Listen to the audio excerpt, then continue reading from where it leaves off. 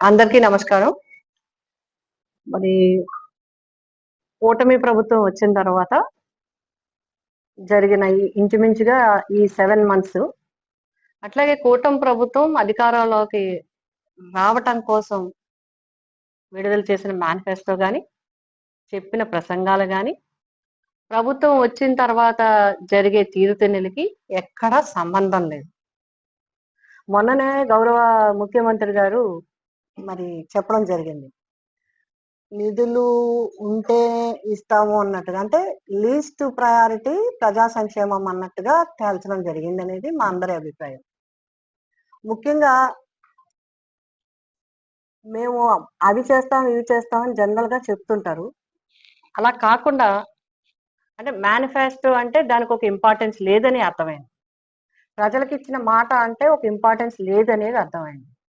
ప్రజలు top priority కాదు. పేద వర్గాలు, అట్టడుగు వర్గాలు, బలహీన వర్గాలు, వాళ్ళ యొక్క విద్య, వాళ్ళ యొక్క ఉపాధి, వాళ్ళ యొక్క ఆరోగ్యం, వాళ్ళ యొక్క సంక్షేమం, వీటిని దృష్టిలో పెట్టుకుని దీన్ని ప్రధానంగా ఏ ప్రభుత్వం అయినా దాని మీద కూలంకషంగా చర్చించి అమలు చేసిన తర్వాత ఎవరైనా ఇంకా మిగతా కార్యక్రమాలు అభివృద్ధి కావచ్చు, లేకపోతే సాంకేతిక పరిజ్ఞానం కావచ్చు, ఏదైనా చూసే పరిస్థితులు ఉంటాయి.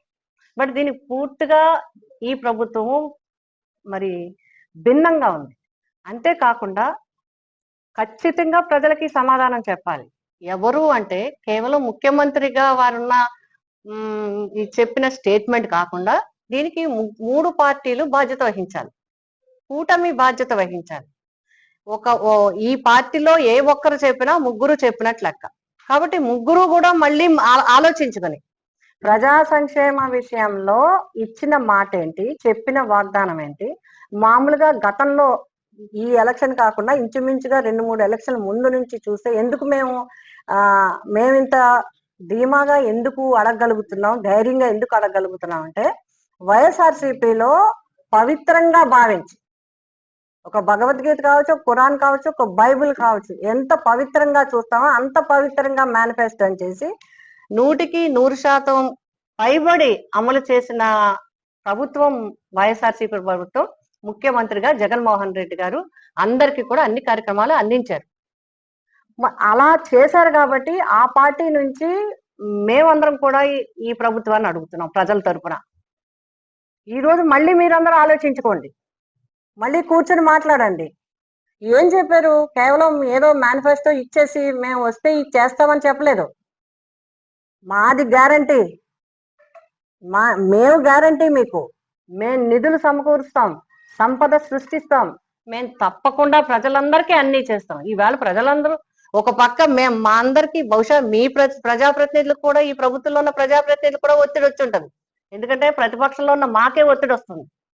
ఆ కాలేజీ నుంచి బయటకు పంపేస్తానంటున్నారు, ఈ స్కూల్ నుంచి బయటకు పంపేస్తానంటే వాళ్ళ తరపున, ఆ విద్యార్థుల తరపున తల్లిదండ్రుల మీద రిక్వెస్ట్ చేస్తున్నాం, ఆగండి, ఇప్పుడు పరీక్షల టైంలో మీరు ఇలా ఒత్తిడి పెట్టద్దు, పిల్లలు మానసికంగా ఇబ్బంది పడతారు అని చెప్పి మేము వాళ్ళని రిక్వెస్ట్ చేయడం జరుగుతుంది. ఫీజుకి ఒక పక్క ఫీజు రీఎంబర్స్మెంట్ ఇబ్బంది, విద్యార్థులు, తల్లిదండ్రులు, యాజమాన్యాలు, స్కూల్ యాజమాన్యాలు కూడా మాకు ప్రభుత్వం నుంచి రాక విద్యార్థులు, తల్లిదండ్రులు ఫీజులు కట్టక మేమేం అవ్వాలి, మా కాలేజీలకు, స్కూళ్ళు మేము ఎలా నడపాలని ఒక పక్క యాజమాన్యం, ఒక పక్క తల్లిదండ్రులు.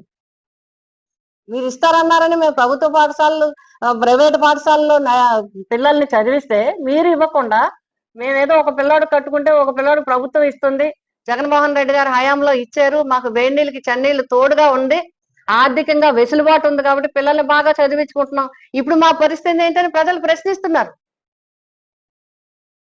మహిళలకి కార్యక్రమాలు ఇవ్వక, అమ్మఒడి ఇవ్వక, స్కూళ్ళు రీఎంబర్స్మెంట్లు ఇవ్వక, ఫీజు రీఎంబర్స్మెంట్లు ఇవ్వక, వచ్చిన మెడికల్ కాలేజ్ సీట్లు వెనక్కి పంపించేసి ఏం చేద్దామని ఈ రాష్ట్రాన్ని, ఎలా ముందుకు తీసుకెళ్దామని ఈ రాష్ట్రాన్ని, పేద ప్రజలకి అండగా ఉండకుండా పేద ప్రజలకు ఇచ్చిన మాటని దూది పింజలా పక్కకు తీసి పడేసే ఉంటే మేము ప్రతిపక్షంగా ప్రజల వెన్నంటి ఉంటాం.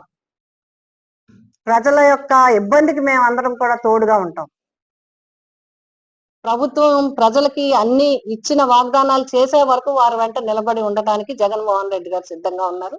మేమందరం కూడా మా పిఠాపురం నియోజకవర్గం తరఫున, మా వైఎస్ఆర్సీపీ అందరి పార్టీ యంత్రాంగం అందరి తరఫున కూడా మేము కోరుతున్నాం, వెంటనే ఫీజు రీఎంబర్స్మెంట్ విడుదల చేయండి, వెంటనే ప్రజలకు ఇచ్చిన వాగ్దానాలన్నింటినీ చెప్పండి. మీరు చాలా నొక్కి ఒక్కానించి వేయమని నమ్మకం, నేను చేస్తాను నేను చేస్తాను నేను చేస్తానని ఇప్పుడు చేతులు ఎత్తేస్తే ఎట్టి పరిస్థితుల్లోనూ ప్రజల్ని గాలికి వదిలేయటం అనేది కరెక్ట్ కాదు. కాబట్టి 3 పార్టీలు కూటమి ప్రభుత్వం బాధ్యత వహించి ప్రజలకు ఇచ్చిన వాగ్దానాలన్నింటినీ అత్యంత తొందరగా వాళ్ళకి వెసులుబాటు కలిగించే విధంగా వాళ్ళ జీవన ప్రయాణంలో ఏ విధమైన ఇబ్బందులు లేకుండా ప్రభుత్వం అందించే సహకారాన్ని వెంటనే ఇవ్వాలని చెప్పి మేము కోరుతాం. పిఠాపురం ప్రజలకి అలాగే రాష్ట్ర ప్రజలకు కూడా ఇప్పుడు జరుగుతున్న పరిణామాలని గుర్తించాల్సిందిగా, ప్రశ్నించాల్సిందిగా నేను విజ్ఞప్తి చేస్తూ ఉన్నాను. దాదాపు 7 నెలలు అయింది. మా ప్రభుత్వము జగనన్న మేనిఫెస్టోని ఎలా చూశాడో మీకు అందరికీ తెలిసిందే. చాలా పవిత్రంగా, అతి పవిత్రంగా, దేశంలో ఏ నాయకుడు చూడనట్లుగా పవిత్రంగా, బైబిల్ లాగా, భగవద్గీత లాగా, ఖురాన్ లాగా భావించాడు. అంతేకాకుండా ఒక సంక్షేమ క్యాలెండర్ని కూడా విడుదల చేసి ఏ నెలలో ఏ సంక్షేమం ద్వారా పథకాలు ఇవ్వాలనేది కూడా ఆయన చేసి చూపెట్టాడు. కానీ ఇప్పుడు ఉన్న ప్రభుత్వం మేనిఫెస్టోని ఏ మాత్రం కూడా, కనీసం సూపర్ 6 అని చెప్పారు. కర్ణాటకలో ఎంతో కొంత సూపర్ 6 అమలైంది, తెలంగాణలో ఎంతో కొంత అమలైంది. ఇక్కడైతే ఈ రాష్ట్రంలో సూపర్ 6 లో ఒక్కటి కూడా, కనీసం అర పథకం కూడా అమలైన సందర్భం లేదు. ఏదైతే పెన్షన్ 4000 ఇస్తున్నారో సూపర్ 6 లో భాగంగా లేదు. అది మనకందరికీ తెలిసిందే. అది సపరేట్. సూపర్ 6 లో ఉన్నది ఉచిత బస్సు ప్రయాణాలు మహిళలకి, తల్లికి వందనము, అలాగే గ్యాస్, రైతులకు సంబంధించినది, అన్నదాత సుఖీభావ, ఇలాంటి పథకాలే ఉన్నాయి. కానీ ఆరిట్లలో ఇవాళకి ఒక్కటి కూడా చేసి చెప్పిన సందర్భం లేదు. ఎన్నికల ముందే దాదాపు సంవత్సరం ముందుగా ఇప్పుడున్న రాష్ట్ర మంత్రివర్యులు లోకేష్ గారు ఏం చెప్పారు, అన్ని పథకాలకు కూడా ఆర్థిక పరిస్థితిని, రాష్ట్రంలో ఉన్న ఆర్థిక పరిస్థితిని అంచనా వేసే మేము సూపర్ 6 ప్రకటించాము. ఎక్కడైనా మేము అమలు చేయలేకపోతే మీరు మా కాలర్ పట్టుకొని అడగవచ్చు అని చెప్తున్నా. నేనైతే ఈ పిఠాపురం గడ్డ మీద నుంచి పవన్ కళ్యాణ్ గారికి విజ్ఞప్తి చేస్తున్నాను, గుర్తు చేస్తున్నాను. మీరు చాలా గొప్ప వ్యక్తులు, గొప్పగా చెప్పారు. ఏదైనా సరే ప్రభుత్వం తరపున, ప్రజల తరపున ప్రభుత్వాన్ని ప్రశ్నిస్తాను. ప్రశ్నించడానికే నేను పార్టీని పెట్టాను. భారతదేశంలో అట్లా చెప్పిన వ్యక్తి ఎవరు లేరు. ఇప్పుడు ప్రశ్నించమని అడుగుతున్నాను. ఎందుకు సూపర్ 6 పథకాలు ఇవ్వలేకపోతున్నారో ప్రశ్నించమని అడుగుతున్నాను. మీరు రాష్ట్రంలోనూ దేశంలోనూ మీరు అధికారాన్ని పంచుకున్నారు. కేంద్రంలో పంచుకున్నారు, రాష్ట్రంలో పంచుకున్నారు. బాధ్యతలను ఎందుకు పంచుకోలేకపోతున్నారు అని నేను అడుగుతున్నాను. అందువల్ల ఈ బాధ్యత మీరు తీసుకోవాలా. డిప్యూటీ సీఎంగా మీ పిఠాపురం గడ్డ మీద నుంచి ప్రశ్నిస్తున్నాను. రాష్ట్ర ప్రజలకు మీరు బాధ్యత వహించాలా.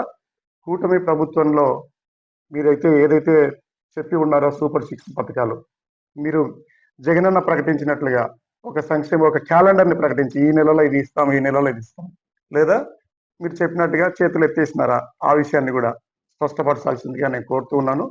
పిఠాపురం ప్రజలు మీరు పెద్ద ఎత్తున పవన్ కళ్యాణ్ గారిని గెలిపించారు. మీరు ఇప్పుడు తేడా చూడండి. 7 నెలల్లో ఏం జరిగిందో, జగనన్న ఉంటే ఏం జరిగేది, ఇప్పుడు ఉన్న ప్రభుత్వం ఏం చేస్తుంది అనేది కూడా మీరు చూడండి. వాళ్ళందరూ కూడా అబద్ధాలు చెప్పి ప్రజల్ని మభ్యపెట్టి ముంచిన ప్రభుత్వం లాగా తేలింది. కానీ ఇది మంచి చేసిన ప్రభుత్వం లాగా ఈ 7 నెలల్లో అయితే జరగలేదు. భవిష్యత్తులో సరే ఎన్ని నెలల్లో జరిగినా కానీ కూడా 4 సంవత్సరాలు 5 సంవత్సరాలు మనం వెయిట్ చేయాల్సిందే తప్పదు. కాబట్టి ప్రజలు మోసపోయారనే విషయాన్ని మరింతగా గుర్తు చేసుకోవాలని, వాళ్ళకు తగిన బుద్ధి చెప్పాలని కూడా నేను ప్రజలకు విజ్ఞప్తి చేస్తూ ఉన్నాను.